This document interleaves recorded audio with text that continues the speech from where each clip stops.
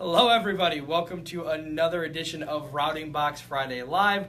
I am Jonathan Anthon here to talk about NEMT. Thank you to everyone who joined us and engaged with us the last couple weeks with our videos about all the changes that are happening in New York. It's been awesome to engage with all of you, and hopefully we keep that going. We're going to take it to a little bit more of a nationwide audience again, so this will really apply to everybody in the business in New York and across the country. So we've got a lot of really cool content. One of the biggest things I see when I'm talking to transportation providers across the country, no matter where it is, one of the things we like to ask is, what is it? Why are you looking for software? What are you looking for? And I think the number one answer I get is, efficiency, so that we can do things a little bit easier, so that we can scale our business and grow. So today we're going to kind of talk about that a little bit. One of the best ways to scale your business and grow is to work with all sorts of different types of accounts, make your business flexible. It also diversifies your business a little bit, which is always a good thing, to not kind of have all of your eggs in one basket. So the problem with that is that all kinds of different payers, and we're going to jump into a bunch of them soon, everybody has different requirements. You bill them differently, you have to collect different information, you have to schedule the trips differently. There's all these different things that happen, so it's a lot of time and effort that gets put into doing that. So if you don't have the right tools to manage that, that makes it almost impossible to scale your business. So we're going to talk a little about today about all these different problems that you might face, what you should be looking for in a solution to solve them, and then we're actually going to have a very cool, very special free offer that we're going to offer you to help you with this towards the end. So stay tuned. Make sure you stay until the end. We're going to give you some info on how to take advantage of that. So let's go ahead and dive in now. So we have all these different types of payers that you can work with. So a lot of people ask kind of for these. So these are a bunch of them that we've worked with. So let's kind of dive through the list. We have self-pay, people paying you directly. Obviously, your Medicaid, state Medicaid programs. We have day centers. We have your transportation brokers, which I think almost everybody kind of knows about those guys. You can do corporate contracts. So when people are traveling with a corporation or they need to get around town, instead of having to carry cash or a corporate card, you can just bill for service. Obviously, health plans and managed care organizations. We have hospitals, we have schools. Workers' comp is huge in some states, depending on where you are. Auto insurance is another one that, depending on the state, auto insurance providers may have a lot of trips that need to get completed. Dialysis clinics, that's a big one. Actually, recently it became legal for dialysis clinics to pay for transportation.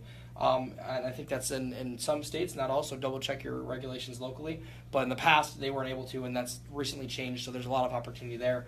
Nursing homes, rehab facilities, and then you have things like durable medical equipment that health groups need to move between facilities, or samples, medical samples, anything that needs to happen for testing that needs to move around. There's some big opportunities to move those things rather than people. So there's all these different types of groups that could be paying you for transportation. So let's talk a little bit about some of the challenges managing those. So we have scheduling the trips themselves is actually a little bit of a challenge. Do they have import file? Is there like a portal you can go into, and can you pull a CSV file or a PDF or a text file that your software can import? So you don't have to type in each trip individually. Sometimes there's advantages of typing things individually, but for the most part, if you can import that data, it eliminates manual data entry error and obviously saves a lot of time.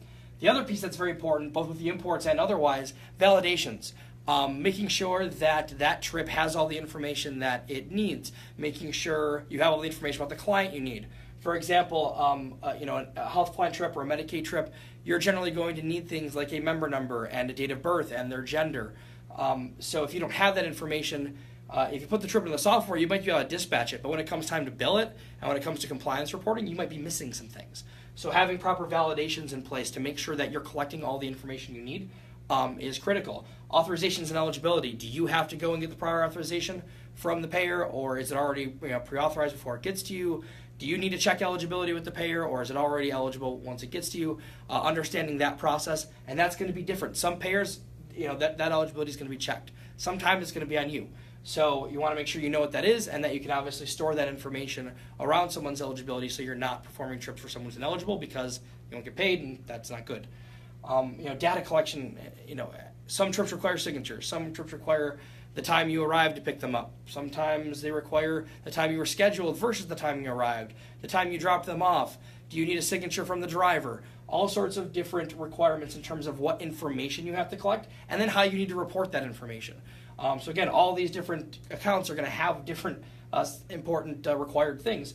So we need to make sure that we're collecting all of that properly, and then also that we can report it out to the payer properly if they need that information for billing, or if it's an audit, you need to report that. Recurrence.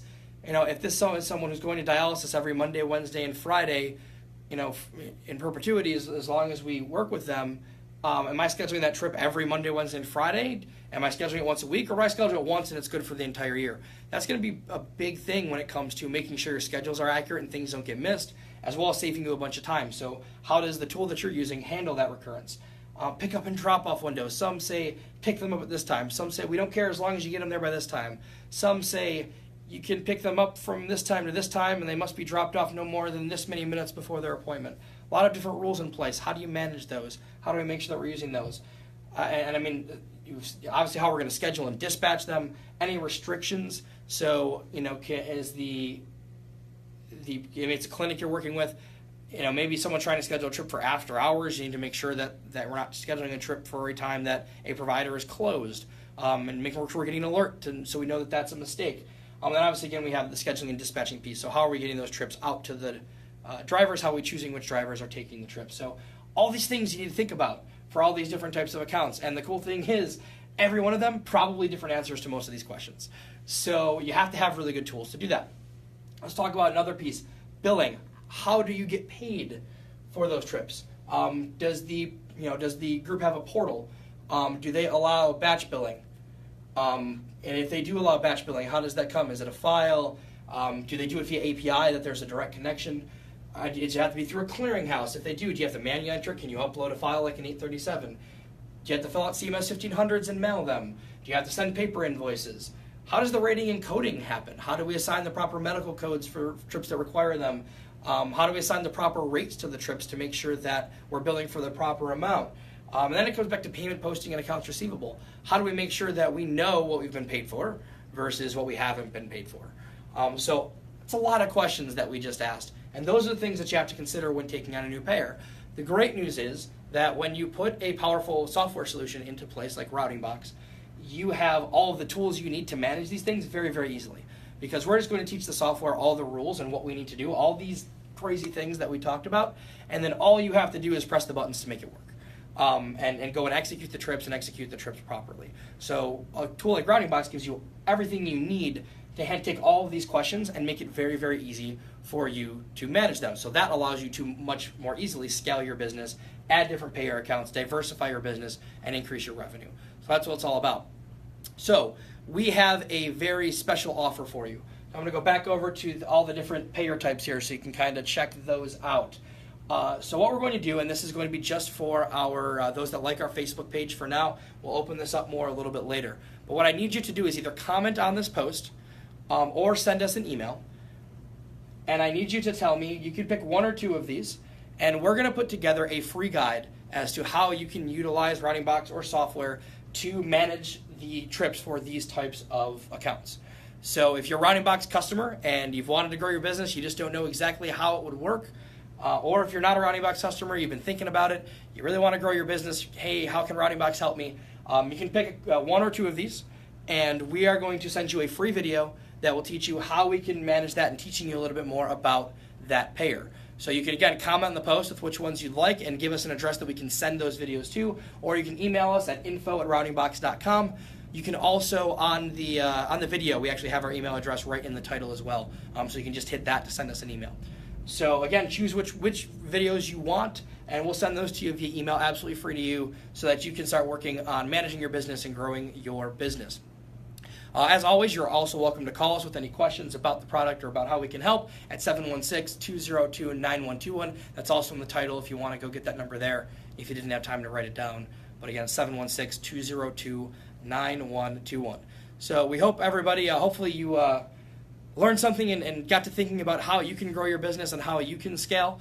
And hopefully you can take advantage of that information and continue to grow your business and put more money in your pocket, create more jobs in your community, and do some awesome things for the passengers that you're driving. For now, we're going to sign off, so we hope everybody has a fantastic weekend, and we will see you next week.